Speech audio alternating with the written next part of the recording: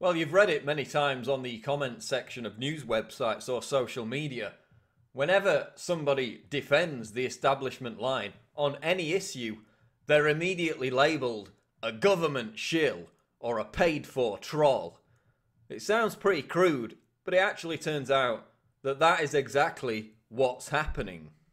According to a report in the Wall Street Journal, the Turkish government has hired a 6,000 member team devoted to shaping public opinion through social media. And the quote from the ruling Justice and Development Party official says that their job is to counter disinformation about the party.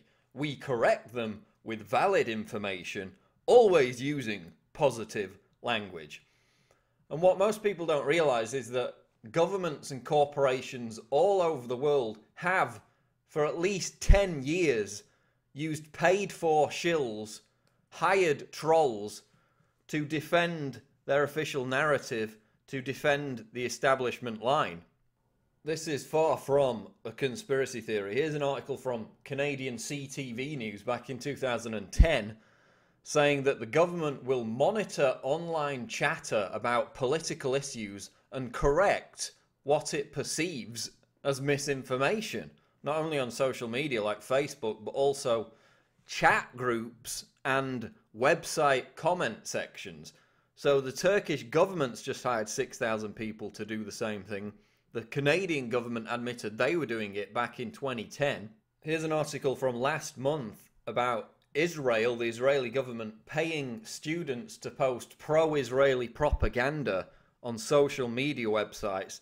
They get paid $2,000 to post pro-Israel messages for 5 hours a week. So Turkey's doing it, Canada's doing it, Israel's doing it.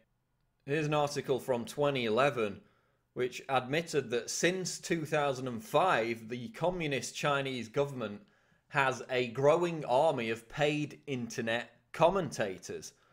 And they actually call it an important battlefield of ideology.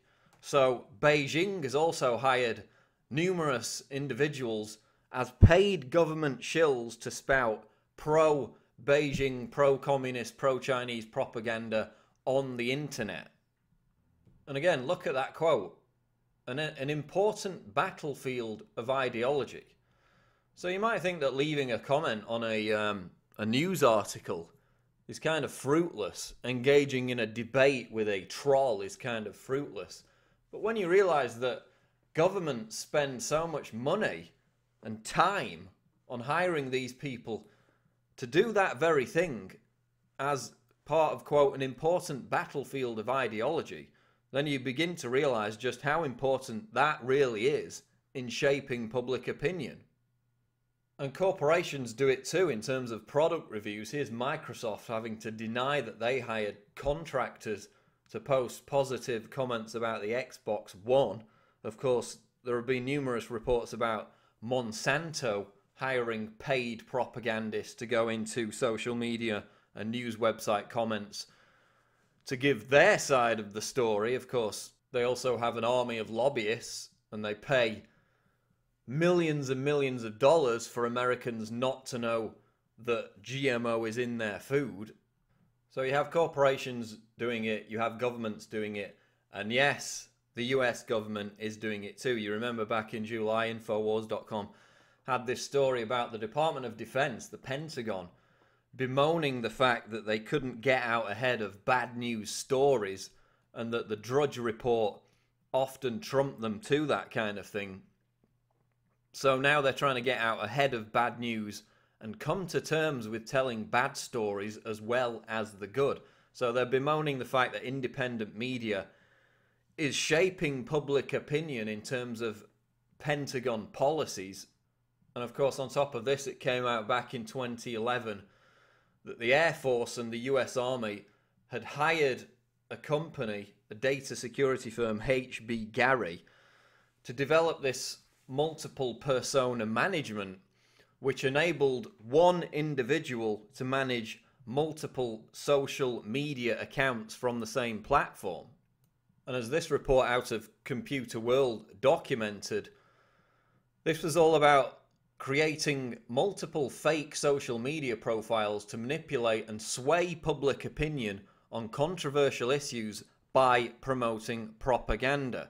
So the US Air Force is doing it, the Pentagon's doing it, and it's all part of this redirection, which was previously, and I believe still is, actually against the law, but they're doing it anyway.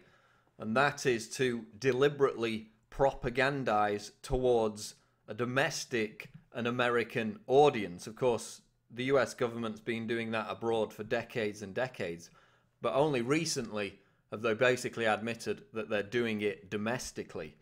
And that centers around online news website comments and social media. US Air Force, Pentagon is now hiring people who manage multiple different fake accounts through which they leave comments on Facebook, Twitter, and news websites spouting pro-establishment, pro-war, pro-military industrial complex opinions in an attempt to create a fake grassroots perception that sways public opinion. So next time you're on Facebook or Twitter or on the comment section of a news website and you see people leaving bizarre pro-establishment positions that don't seem to jive with the majority of the feedback, just remember that this is not a conspiracy. It's a real fact that corporations and numerous governments around the world, including the Canadian, Israeli, and American governments, pay armies of shills, they pay trolls to leave pro-establishment comments on social media and news website comment sections. It's not a conspiracy theory, it's all an admitted fact. So watch out for it in the future. And again, it's a battlefield of ideas. The governments who pay people to do this admit that fact. So that's why it is important for you to counter their misinformation and continue to speak the truth, to sway public opinion towards reality. That's what they don't want to see. That's why they pay armies of people to sway it the other way to justify their own corruption. This is Paul Joseph Watson reporting for Infowars.com.